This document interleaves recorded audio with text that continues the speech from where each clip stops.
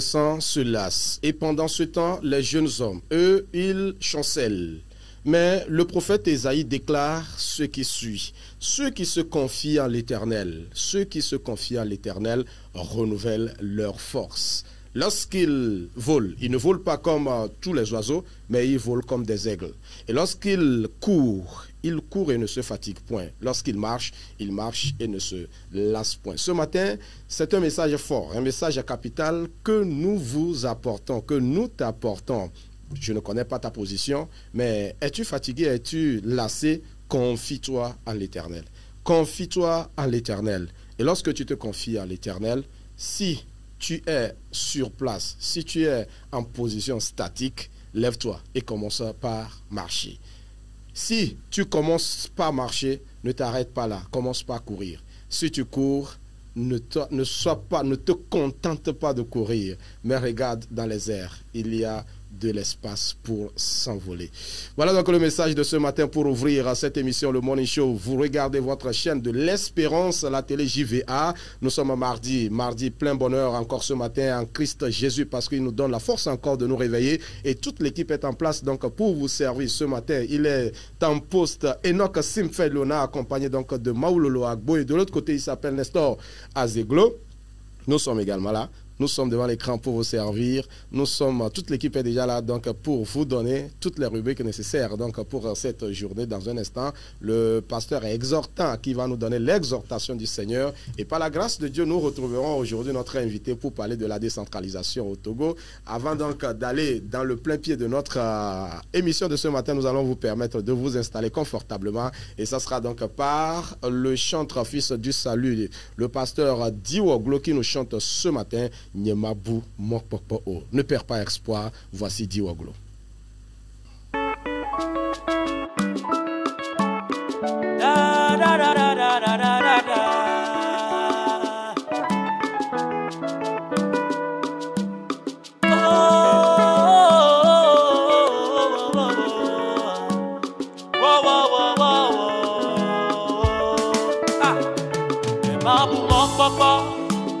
De la signe,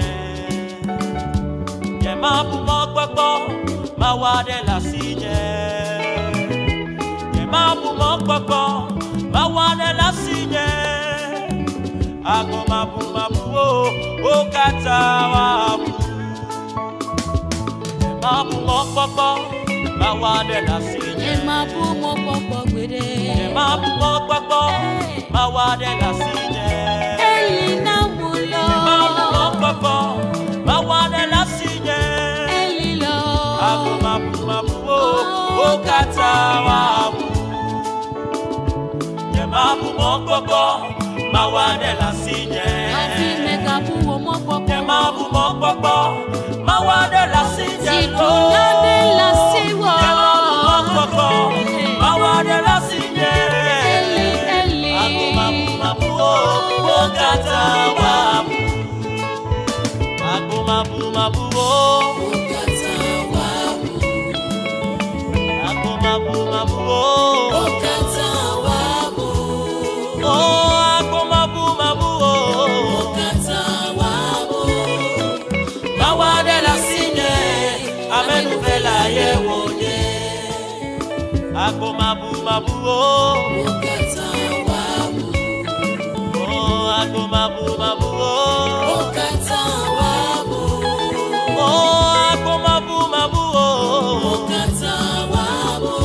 Oh, Mawane la signe, Amen vela yewone. Nenyebe, Lazaro meti yodomewa. Nenyebe, Yona meti boso badomewa de. Nenyebe, Danye meti tanto bedomewa de. Ye amenyebe, Jidula yekoma.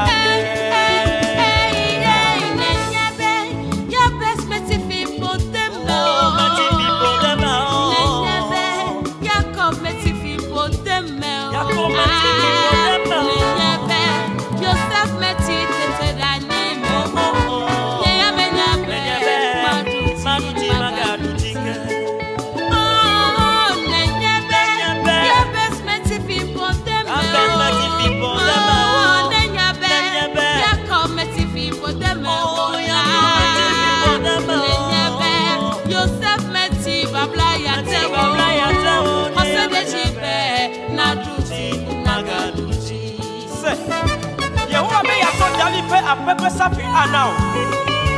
Ebe ya duene abotanao. Awi. Eye Amerike ma tuo. Atui. Eye Amerike ma bibo. Ebe ya po le de besese. Abe soti ene. Eye na su kiasipi. Le koko pe apeme. Made wo kata wade. Maji wo kata wadi. Dono wo kata wo pela me ase. Mawade le nyansi amenu pela ye wonye. Mabu wo kata wabu. Garo mabu wo kata wabu.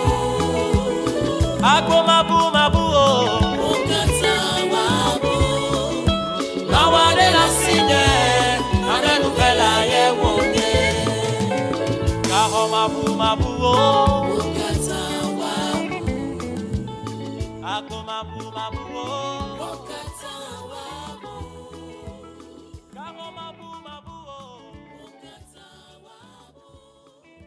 Mawade la signe amenu pela ye wonye.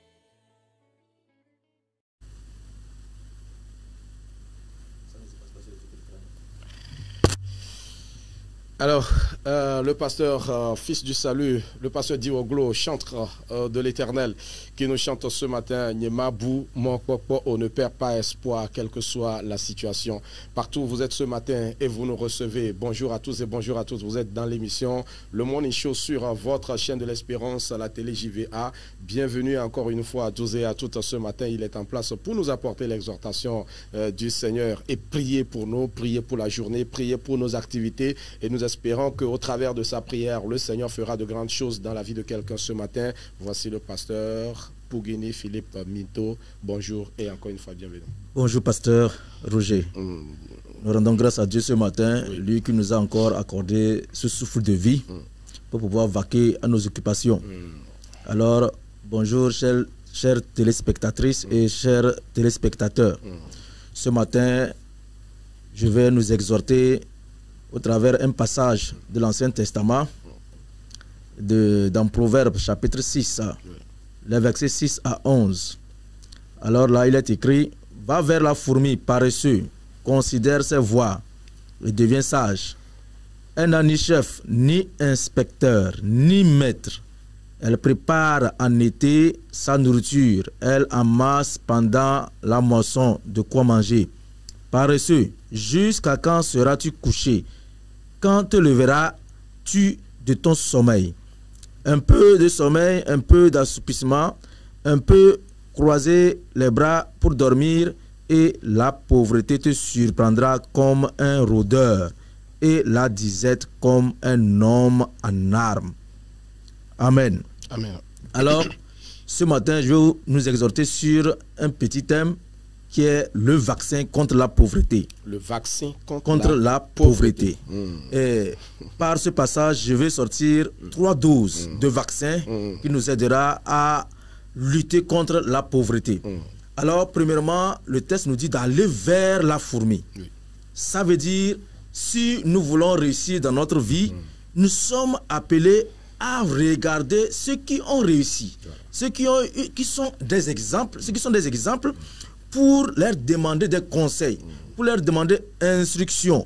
Mon frère et ma soeur, si tu veux réussir dans ta vie, considère ceux qui ont réussi, considère ceux qui ont l'expérience, considère ceux qui ont déjà fait un pas dedans, ceux qui ont couru dans le domaine dans lequel tu es, et demande-leur des conseils. Tu vas en amasser, tu vas en garder et cela va te profiter. La deuxième dose, c'est de fuir la paresse. La paresse. Il faut fuir la paresse. Si tu veux réussir aujourd'hui, mon frère et ma soeur, il faut fuir la paresse. Fuyons la paresse. Aujourd'hui, la jeunesse est prête à rester, à se scotcher à leur smartphone, à se scotcher à leur télévision, à se scotcher juste à faire le WhatsApp sur les réseaux sociaux. Mais à côté, il y a le travail. Tu peux sortir, chercher du travail, faire quelque chose. D'abord, on dit qu'il n'y a pas de sot-métier. Tout ce que tu peux faire qui n'est pas illicite, tout ce que tu peux faire qui n'est pas contre la loi, pour pouvoir gagner de l'argent, il faut le faire. il faut le faire. Alors, si tu dois fuir la paresse, c'est qu'il faut aller dans une autre direction. Si tu fuis la paresse, il faut suivre le chemin du travail. Donc, la deuxième dose, c'est de fuir la paresse.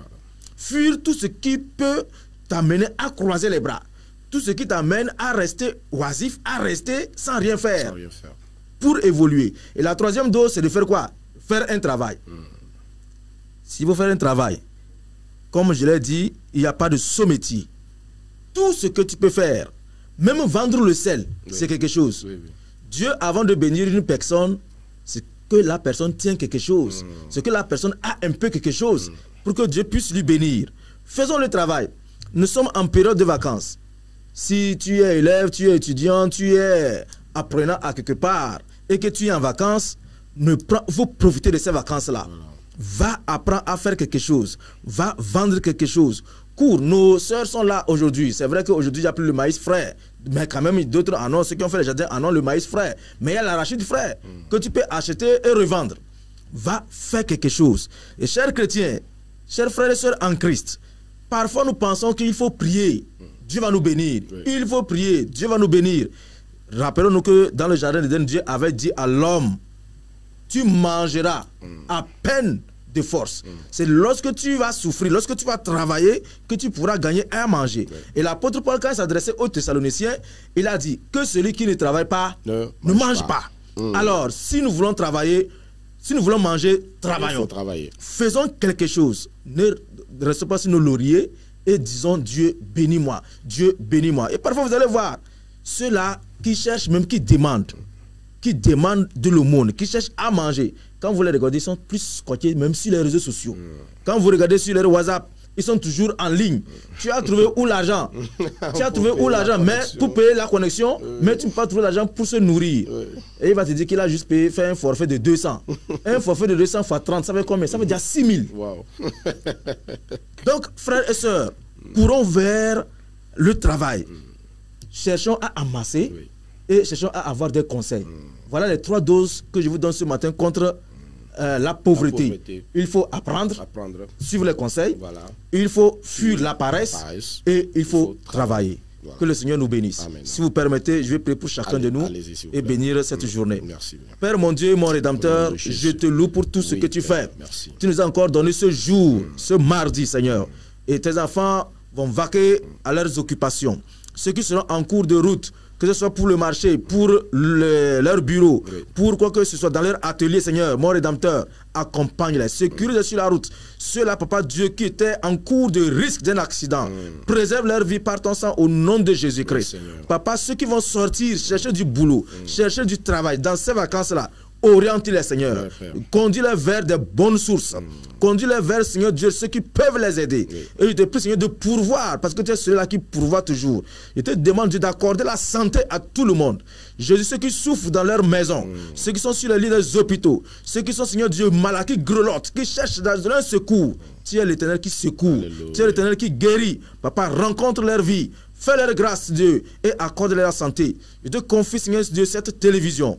Papa, pourvois aux besoins de cette télévision. Voilà, ils sont mis à travailler. Mais je sais que tu ne vas pas les abandonner. Pourvois à leurs besoins. Fais grâce à ton peuple. Fais grâce à ceux qui cherchent le salut. Et je sais que, Seigneur Dieu, avec toi, nous réussirons. Bénis cette journée de travail, afin que la gloire te revienne. Alléluia. Au nom de Jésus, nous avons prié. Alléluia. Amen. Amen, amen, amen, amen, amen. Nous sommes encore bénis ce matin, nous sommes richement bénis. Ne sois pas oisif, ne sois pas inactif et fais quelque chose. Le psalmiste, ou non, je dirais le sage Salomon a dit, jette ton pain à l'eau et après le temps, avec le temps, tu le retrouveras. Voilà, il faut jeter ton pain à l'eau. Cast your bread on the water and after you shall gain it back. Quoi qu'il en soit, tu le retrouveras un de ces 4. Et tu ne le retrouveras pas comme tu l'as jeté, mais tu le retrouveras transformé. Alors c'est ce que le sage voulait nous dire par son passage. Alors véritablement, si tu nous suis ce matin, et si tu es assis dans ton canapé, si tu es couché sur ton lit, si tu es à ton poste quelque part, il faut savoir que le travail libère l'homme. C'est ce que le philosophe a dit. Hein. Tout à fait. Voilà. Voltaire a dit, le travail éloigne de nous la nuit, le vice et le besoin.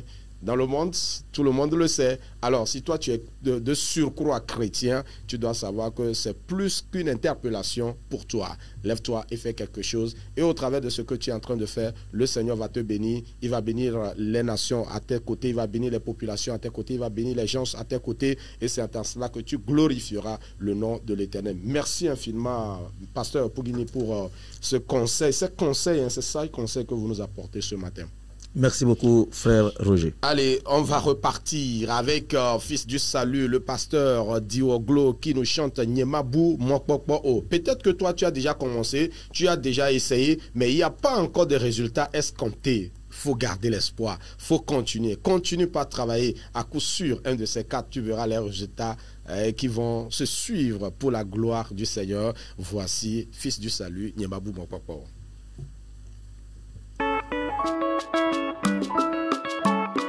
Da da da da da da da da.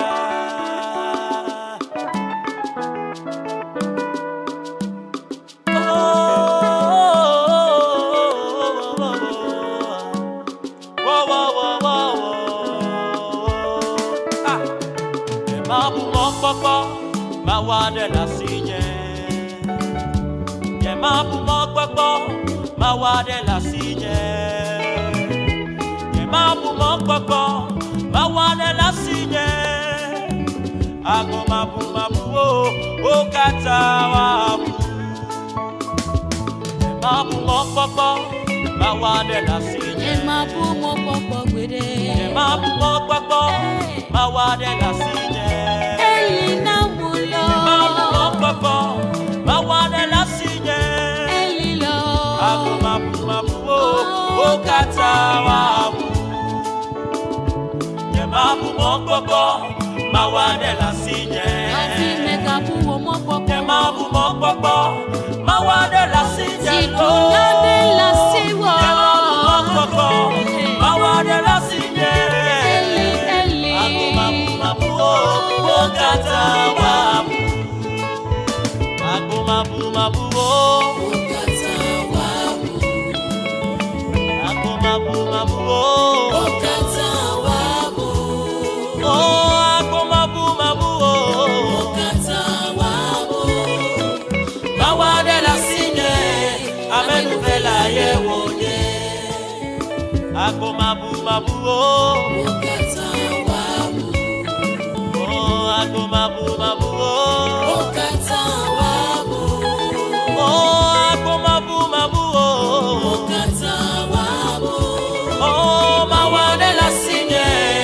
Amenuvela yewonye Nenyebe Lazaro meti yodomewa Nenyebe Yona meti boso badomewa de Nenyebe Danye meti tanto bedomewa de Ye menyebe Tidula yekoma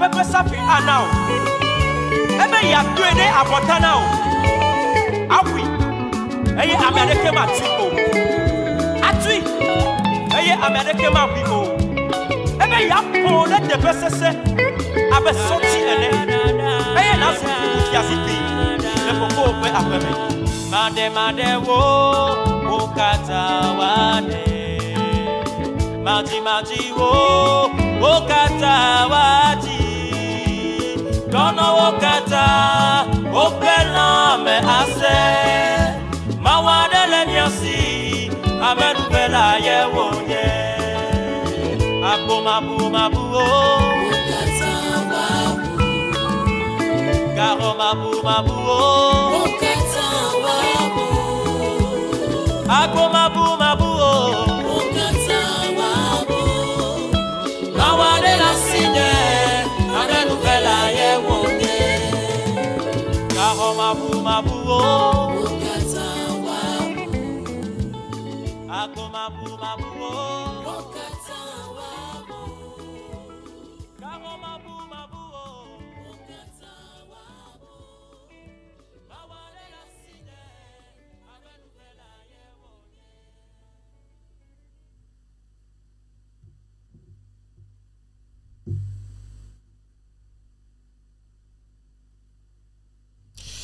Et voilà, donc dans la suite de cette émission, nous irons maintenant en kiosque pour prendre les informations telles que publiées et relayées par donc nos confrères les journalistes. C'est derrière ce jingle, le jingle, l'actu info, et nous prenons les informations.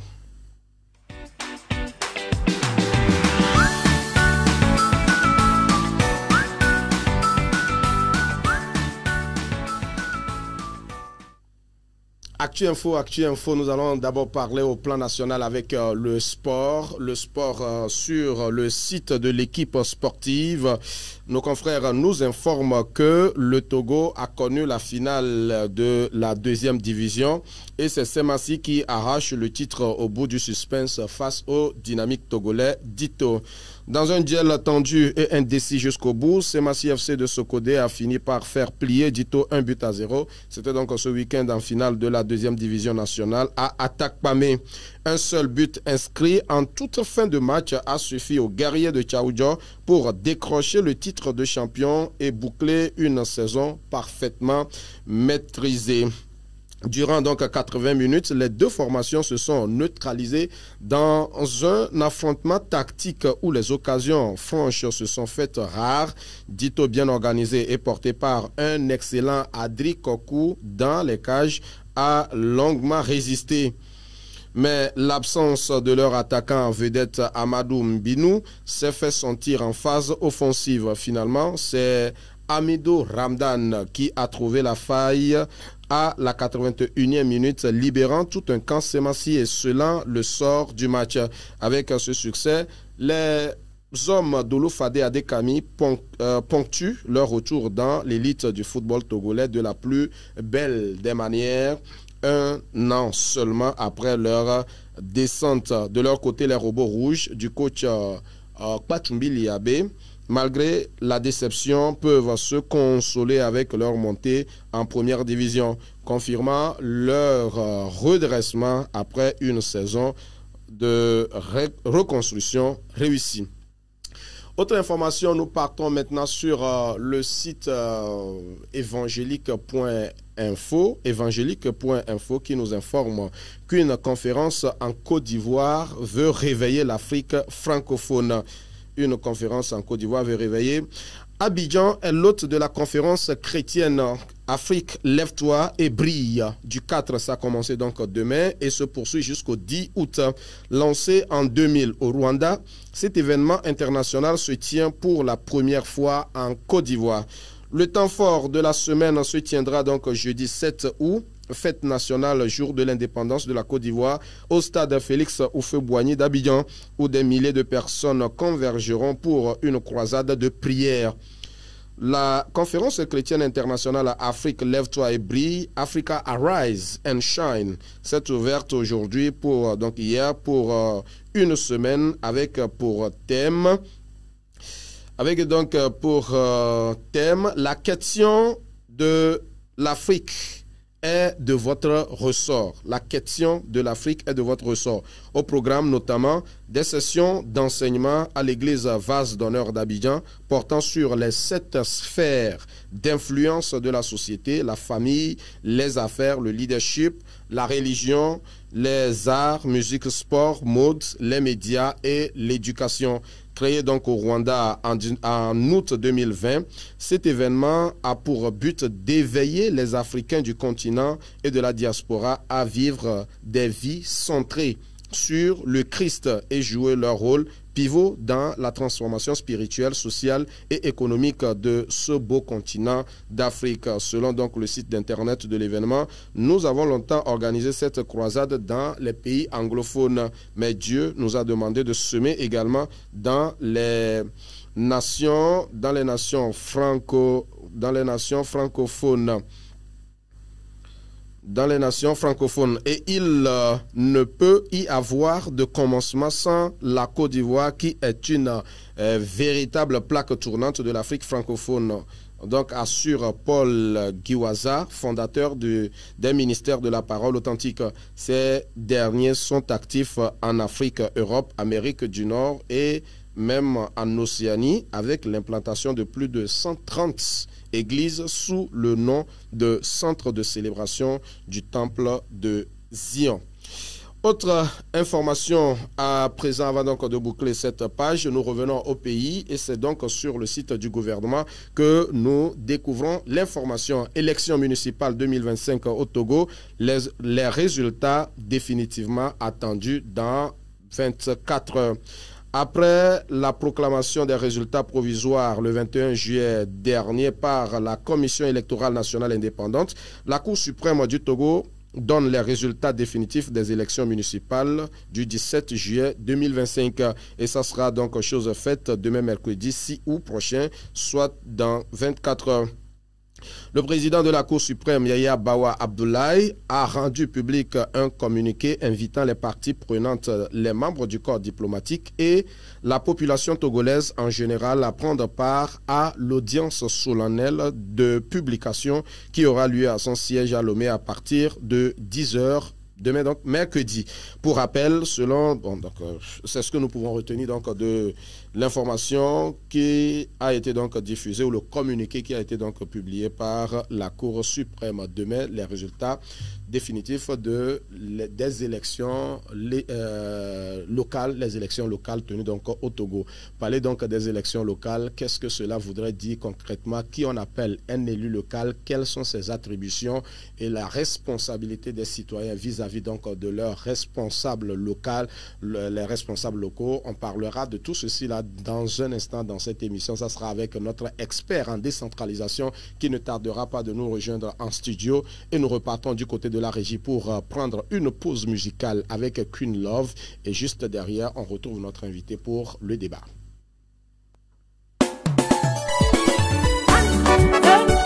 Yeah,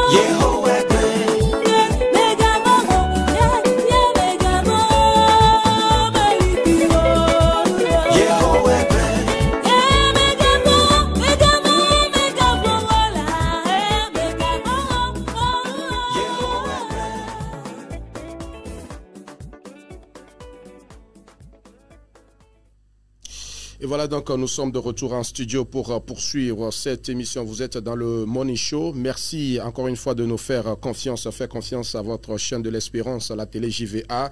Nous revenons ou nous poursuivons maintenant avec notre rubrique l'invité. L'invité du jour, vous le savez, hier nous l'avons annoncé. Malheureusement, les embouteillages ou les circonstances n'ont pas permis qu'on puisse l'avoir en plateau. Mais Dieu soit loué, ce matin, il est là pour nous accompagner. Près de 4 millions d'électeurs étaient donc convoqués il y a quelques semaines aux urnes pour élire 117 conseillers municipaux. Alors, lorsqu'on parle d'un conseiller municipal, de qui parlons-nous exactement? Quelles sont ses attributions? Quelles doivent être les collaborations ou quelle doit être la collaboration entre les citoyens et le conseiller municipal pour le développement de la société de nos communes? Voilà de quoi il s'agira donc un peu plus dans cette rubrique de toute la semaine là. L'invité est là pour nous en parler, nous éclairer. Ça sera peut-être un peu de pédagogie, hein. Donc prenez un cahier, notez, parce que c'est un homme vraiment routier en cela, et ce matin il a accepté d'être en plateau avec nous. Voici pour nous Pascal Edo Agbové. Bonjour et bienvenue. Bonjour frère Roger, bonjour à nos chers téléspectateurs. Voilà, expert en décentralisation. Hier nous avons souhaité commencer l'émission avec vous, mais malheureusement ça n'a pas été le cas. Nous étions obligés de présenter nos excuses aux téléspectateurs. Oui, évidemment, vous savez, le temps de Dieu est le meilleur. Et donc, permet quand même que je puisse rendre grâce à Dieu pour l'honneur qu'il nous a fait et pour la grâce qu'il nous a accordée. C'est ma première fois d'être ici, sur ce plateau, pour faire une émission. Et donc, je me réjouis de l'œuvre que le Seigneur est en train d'accomplir pour l'épanouissement de ses fils, également pour le développement de la nation. Et je pense que c'est une œuvre que nous devons tous soutenir, et donc nous n'hésiterons pas à chaque fois que l'occasion nous est donnée de venir échanger avec nos compatriotes dans le but d'apporter notre contribution en tant que fils de Dieu au développement de notre pays. C'est très important. Merci en tout cas pour la reconnaissance à Dieu le Père, celui qui nous rend capable de quelque chose, ou celui qui crée en nous le vouloir et le faire. Nous sommes très heureux que vous soyez là aujourd'hui parce que vous êtes un expert en décentralisation, et tout de suite nous partons dans le vif de notre sujet. Lorsqu'on parle de la décentralisation, de quoi il s'agit? Bien, la décentralisation est un mécanisme par lequel l'État essaie de transférer certaines de ses compétences aux entités jouissant d'une certaine autonomie de gestion en vue d'exercer les compétences spécifiques qui leur sont dévolues pour accompagner même l'État dans sa mission de service public aux citoyens. Et donc, ce que nous pouvons noter, c'est que à partir de la décentralisation, l'État se désengage, l'État cède, l'État transfère une partie de ses prérogatives, de ses compétences aux entités. Et ça peut être des entités territoriales, que au Togo, on a les communes, les régions, ou bien des établissements publics. On appelle ça de décentralisation fonctionnelle. Et c'est le cas qu'on peut avoir au niveau des universités, des CHU. Ça aussi, c'est une forme de décentralisation. Donc l'État essaie de les rendre beaucoup plus autonomes. Et donc, comme nous sommes dans le cadre de la décentralisation territoriale, et donc l'État transfère certaines de ses compétences aux entités que nous appelons communes, aux régions, qui sont créées par la loi, conformément à la constitution de notre pays. D'accord. Alors, c'est ce que nous pouvons comprendre. Donc, lorsqu'on parle de la décentralisation, il y a la décentralisation fonctionnelle et la décentralisation territoriale. Alors, la décentralisation territoriale, certainement que c'est de cela que nous allons parler. Peut-être que dans les prochains jours, on viendra également à la décentralisation fonctionnelle pour comprendre un peu comment cela fonctionne également. Mais alors, pourquoi le Togo, c'est aujourd'hui, je vais dire, ça fait 2 élections consécutives que nous avons eues, donc depuis 2019 ou 2020, où il y a eu la première élection communale. Pourquoi c'est à partir de cette année qu'on parle de décentralisation au Togo? Non, oui, d'accord. Vous savez que avant de rendre la nouvelle politique de décentralisation opérationnelle, les dernières élections ont eu lieu en 1987. D'accord. Et donc, suite à 187, donc vous voyez que si c'est en 5 ans, en 92, on devait procéder encore de nouvelles élections. Et vous connaissez l'histoire du Togo. À partir de l'année 90, les troupes sociopolitiques n'ont pas permis d'organiser ces élections. Donc, les collectivités territoriales, les communes ont été gérées par les délégations spéciales, qui sont des autorités nommées par le pouvoir central pour assurer la continuité des services publics jusqu'aux nouvelles élections.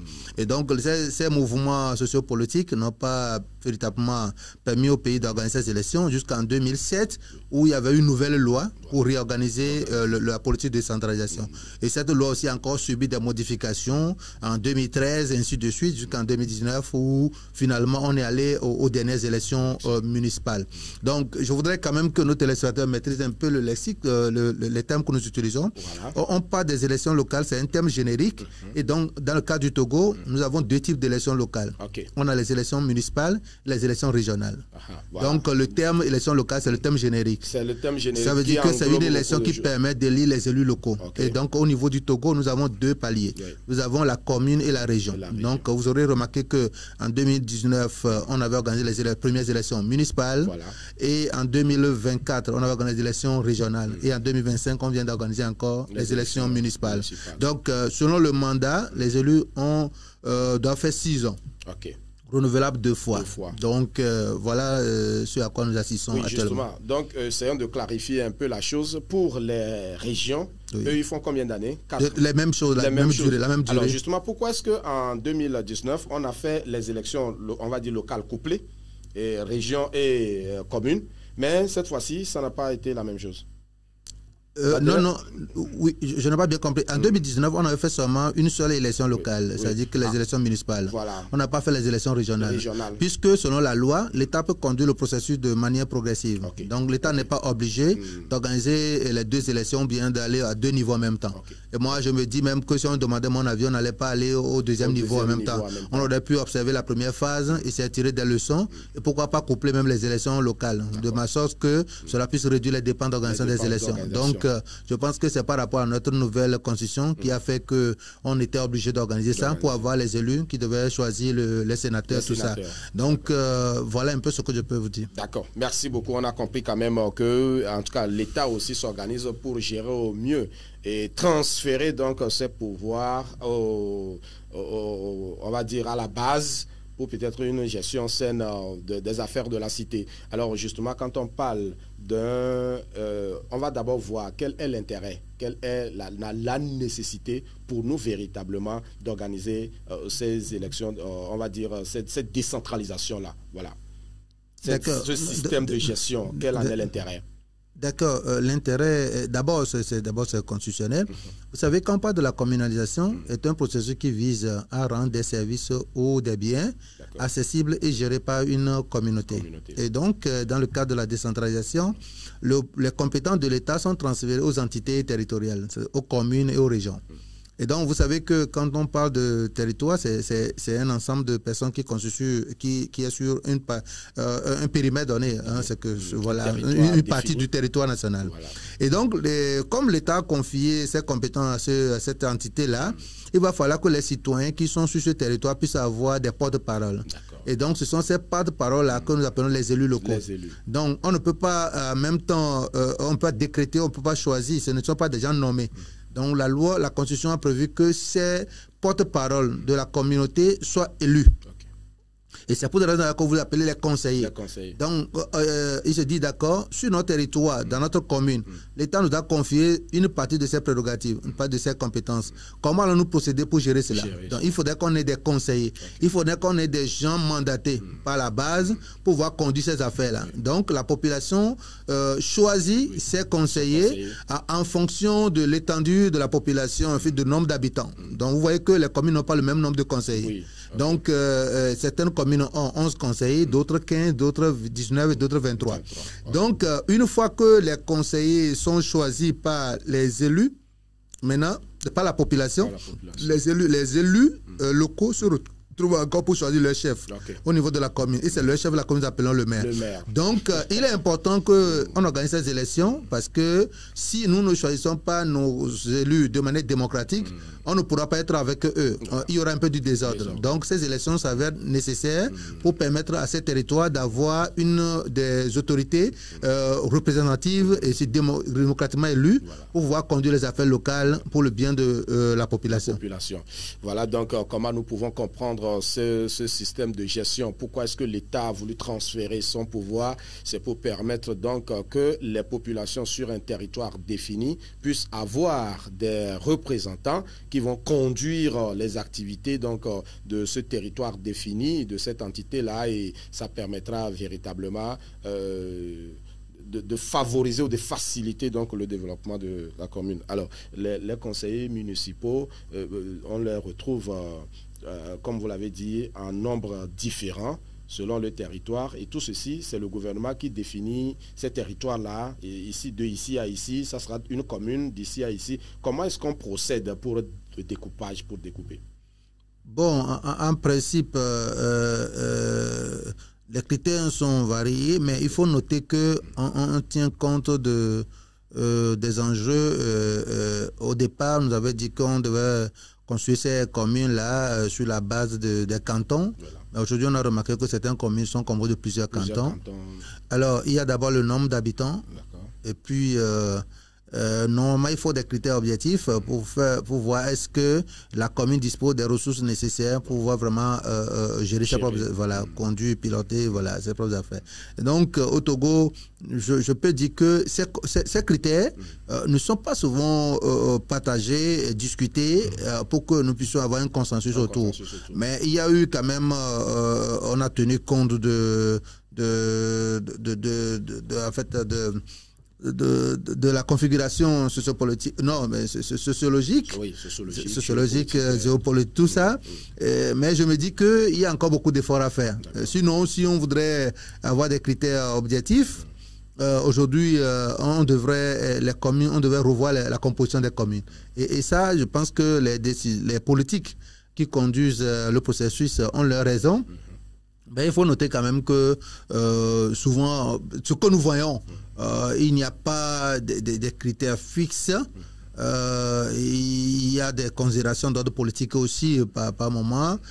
Il y a des considérations d'ordre démographique, des considérations géographiques, culturelles. Donc voilà, il y a plusieurs critères, qui entrent en jeu. Il y a plusieurs critères qui rentrent donc en jeu. Vous êtes un expert en matière de décentralisation. Vous avez parcouru tout le territoire, vous donnez des formations un peu partout. Quel est le constat que vous faites après 2 élections consécutives en matière de décentralisation? Quel est le constat que vous faites? Bien, je peux dire quand même que cette nouvelle forme de gouvernance décentralisée a suscité quand même un engouement au niveau de la population en ce qui concerne la gestion de la chose publique. Aujourd'hui, des gens qui n'étaient pas autrefois associés à la gestion de la chose publique sont élus, et désormais ils sont ici au niveau des conseils des élus, et ils donnent leur point de vue. Ils arrivent à apporter leurs idées pour ce qu'on doit faire pour le bien de la communauté. Et ça, c'est un élément important à apprécier. Autre chose, cette forme de décentralisation aussi a permis aux partis politiques de se rapprocher, parce que dans les conseils, vous allez voir les élus de différents partis politiques. Donc, autrefois, ceux qui se considèrent comme ennemis arrivent à s'entendre sur certains points quand il s'agit de développement de leur localité. Donc, ça, c'est une très bonne chose. Nous avons remarqué sur le terrain quand même que les services d'état civil sont rendus de manière aisée à la population, parce qu'il y a plusieurs communes, plusieurs mairies qui sont installées sur le territoire, dont les citoyens n'ont plus de problème pour avoir les actes d'état civil, que ce soit la légalisation, que ce soit le mariage, que ce soit d'autres actes de naissance. C'est qu'ils reçoivent rapidement ces services-là. Parfois même, vous allez en même temps, on vous légalise votre dossier. Donc ça, je pense que les citoyens sont satisfaits par rapport à ces services. Il y a aussi le plan développement, il y a des élus locaux qui ont réalisé un certain nombre de projets d'infrastructures pour le bien-être de leur population. C'est dans les différents domaines, que ce soit la santé, l'éducation, l'assainissement et autres. Je pense que c'est des choses à encourager. Mais il faut noter fondamentalement que les attentes des citoyens demeurent toujours grandes. Et ça se justifie par le fait que avant l'arrivée de ces premiers conseillers, les besoins étaient immenses. Et donc, on ne peut pas dire qu'en un seul mandat, ils vont faire des miracles. Et les élus aussi n'ont pas assez de moyens pour pouvoir conduire les projets. Et donc, je ne suis pas ici pour défendre qui que ce soit, mais je dis qu'on ne peut pas faire tout en un seul mandat. Le développement est un processus, et je pense que ceux qui sont passés, ceux qui ont été élus au premier mandat, ont pu faire ce qu'ils ont pu faire. Maintenant, il y a de nouveaux défis pour ceux qui vont arriver et donc nous devons être prêts à les accompagner. Ce que nous avons remarqué, c'est que les élus locaux n'ont pas su travailler pour impliquer les citoyens dans la gestion de la chose publique. Donc, la participation citoyenne a été très faible. Et le mécanisme qui devait faciliter cela, qui concernait la mise en place du bureau du citoyen, beaucoup de communes n'ont pas mis en place cette institution prévue par la loi pour faciliter la participation citoyenne. Il n'y a pas eu assez de sensibilisation sur les droits et devoirs des citoyens dans le cadre de ce nouveau mécanisme de gouvernance. Donc je pense quand même qu'il y a beaucoup d'efforts à faire pour que véritablement nous puissions travailler ensemble pour l'atteinte des objectifs assignés à la décentralisation. Merci infiniment à notre expert en décentralisation. On commence par découvrir beaucoup de choses, à comprendre ce qui nous entoure, ce qui nous implique et ce qui nous intéresse ou nous interpelle tous. La décentralisation doit être une question collective, une question collégiale pour donc le développement de la société. Et donc, nous sommes en train d'écouter notre expert, la participation des citoyens, la responsabilité réelle des citoyens dans cette affaire, les acquis, les défis. Nous essaierons d'éplucher donc tous ces aspects tout au long de la semaine. Alors, nous rentrons dans la rubrique Shalom. Vous pouvez nous afficher à l'instant les numéros à l'écran pour les téléspectateurs qui veulent nous appeler, 93 69 28 pour nous appeler quelque part d'où vous nous regardez, vous nous suivez. Vous pouvez nous appeler, nous dire votre bonjour et bien évidemment si vous voulez vous prononcer également sur le sujet, en tout cas l'antenne est à vous. Et si vous voulez envoyer votre message 91 86 83 61, envoyez-nous votre message que ce soit SMS ou via WhatsApp. Nous prendrons soin de les lire dans cette émission. Nous sommes avec Pascal Edo Agbové, expert en décentralisation, qui nous éclaire un peu sur la notion de la décentralisation. Ce processus enclenché par le Togo donc depuis 2019 pratiquement, deuxième élection consécutive. Nous l'avons dit dans l'actu info, les résultats définitifs donc de cette deuxième élection locale auront donc lieu demain mercredi, a annoncé la Cour suprême. Voilà, donc maintenant, les conseillers, quand on les retrouve, tel que vous l'avez dit, quelque part, ils sont 10, quelque part, ils sont 5. Non, quelque part, ils sont 11, 15, 19 et 23. Alors, justement, quand tous se retrouvent, on élit quelqu'un qui devient maire. Les autres, ils font quoi? On élit le maire et les 16 adjoints. 16 adjoints. D'accord. Voilà, si vous avez 11 élus, donc vous aurez un maire et un adjoint. Okay. Si vous avez 15 élus, si la commune a 15 élus, donc il y aura un maire et 2 adjoints. Si la commune a 19 élus, il y aura un maire et 3 adjoints. Si la commune a 23 élus, elle aura un maire et 4 adjoints. Voilà. Donc, le maire et l'adjoint et les adjoints constituent le bureau exécutif, du conseil municipal. Okay. Donc, l'ensemble des élus constitue un organe au niveau de la commune. Et c'est cet organe qu'on appelle le conseil municipal. Et c'est cet organe qu'on appelle l'organe délibérant. Ça veut dire que tout ce qu'on doit faire dans la commune, c'est l'organe là qui doit siéger pour discuter et prendre les décisions. Donc, ce n'est pas tout le monde qui vient siéger.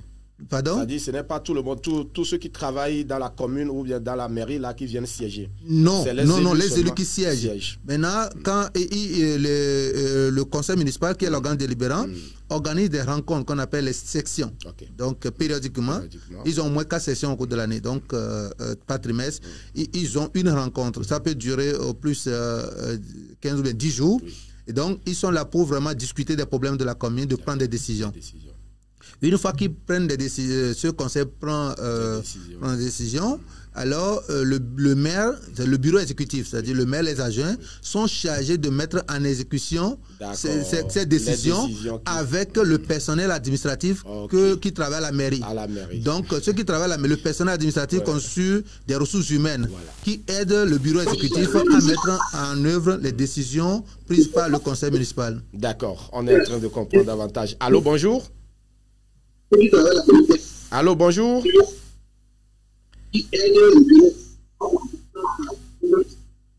Oh là là, difficile pour nous de bien recevoir le téléspectateur. Allô, allô. Oui, bonjour. Bonjour, l'émission. Ah, bonne arrivée. Comment, bonjour. Oui, nous allons bien par ici. Et chez vous, patriarche? Oh, vraiment.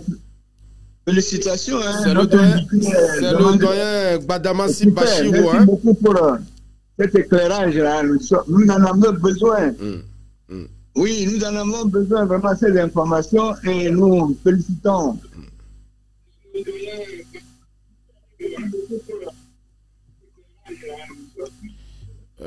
Le son. C'est que nous pour nos instituteurs, pour nos enfants, pour les écoles, pour les étudiants, Oui. c'est une information actuelle que nous devons exploiter pour notre développement et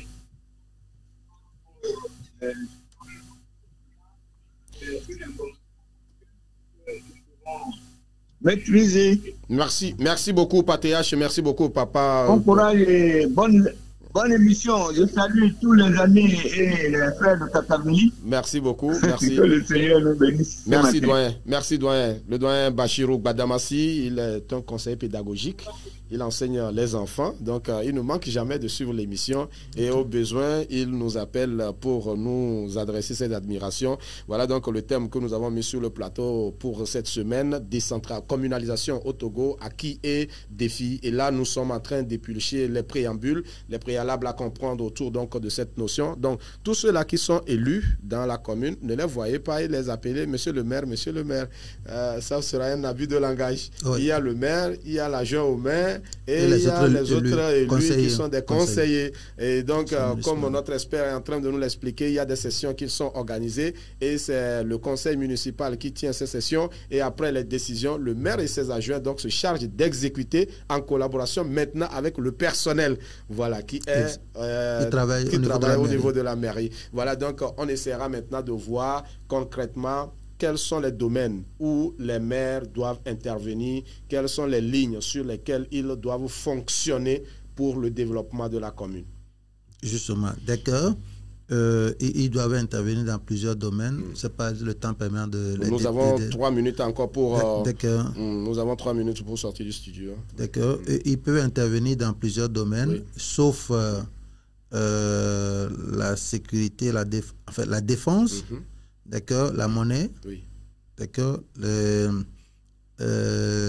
ressources minières. Oui, les ressources minières. C'est-à-dire que voilà, il y a des mines dans la commune qu'il faut extraire. D'accord. Voilà. À part les ressources destinées à la construction. S'il y a les matériaux de construction, sable, gravier, ils sont chargés de gérer ça. Mais ils ne peuvent pas vraiment, s'il y a les mines, par exemple, or, tout ça, phosphate, non, ça relève de la compétence de l'État. Et puis il y a aussi les affaires étrangères, la justice. Ok, la justice est unique, ok, pour toutes les communes. Donc, les élus locaux peuvent intervenir dans le domaine du développement local, santé, formation professionnelle, artisanat, commerce, loisirs, tourisme, tout ce qui concerne l'agriculture, tout ce qui concerne le développement économique. Ils peuvent intervenir. Ils peuvent l'hygiène, assainissement, ils ont ces domaines de compétences, les actions sociales, la jeunesse, la promotion de la femme, tout ce qui peut contribuer au bien-être de la population et puis à l'épanouissement de ses fils et filles. Alors ils peuvent agir dans ces domaines-là. Mais il y a des domaines régaliens. Par exemple, il y a vous savez qu'il y a les affaires étrangères. Ils sont des domaines réservés à l'État. Ils peuvent signer des coopérations, entendre des relations de coopération décentralisées avec des collectivités territoriales d'autres pays, mais pas avec les États. Les États sont entre eux. Et aussi cette coopération décentralisée se passe dans un cadre bien défini. Et donc les élus locaux, on reviendra en détail dans les prochaines émissions. Je vais prendre les domaines et les actions qu'ils peuvent mener.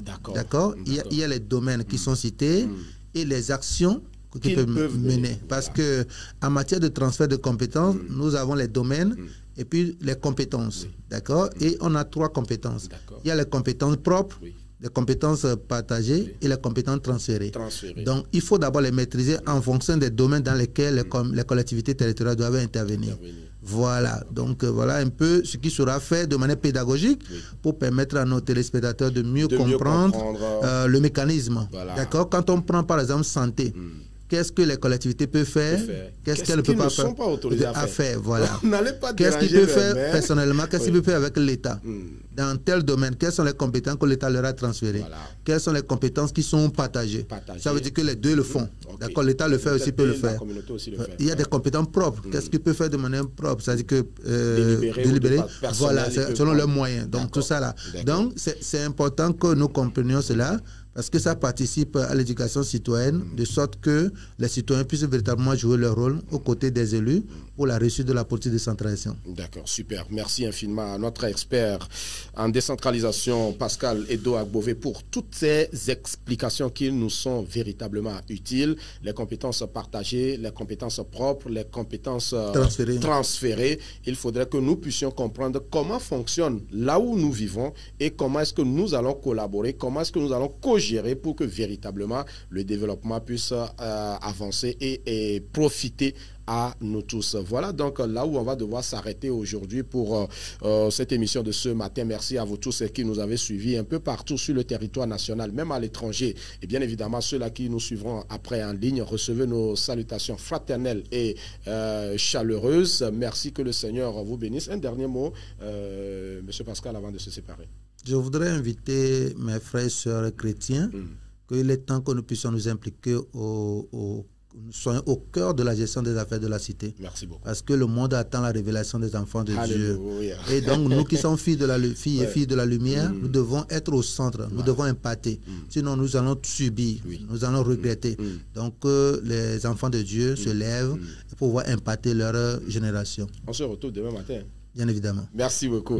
Et voilà, donc on se retrouve demain matin pour poursuivre cette aventure. On n'aura pas forcément d'autres rubriques comme le témoignage et la découverte peut-être aujourd'hui et demain. Notre sœur Ketia, qui était passée donc lundi pour nous parler des haleines, elle viendra donc vendredi pour venir nous donner les conseils nécessaires pour pouvoir donc entretenir nos haleines. Cela participe donc à la bienséance dans la société, dans nos communautés, dans nos assemblées, dans nos regroupements. Il est important que nous puissions prendre soin également de notre santé. Elle reviendra donc vendredi. Donc pour demain, on aura notre expert qui reviendra sur d'autres aspects de la décentralisation, histoire donc d'éclairer la lanterne de chacun de nous à mieux comprendre un certain nombre de choses. Merci à toute l'équipe qui est donc mobilisée autour de l'émission pour la réalisation et la diffusion. De l'autre côté des touches ce matin, il s'appelle Enoch Simfeiluna, accompagné donc de Maoulolo Agbo. De l'autre côté de la post-production et la diffusion, il s'appelle Nestor Azeglo. Et ce matin, le chef même était là pour donc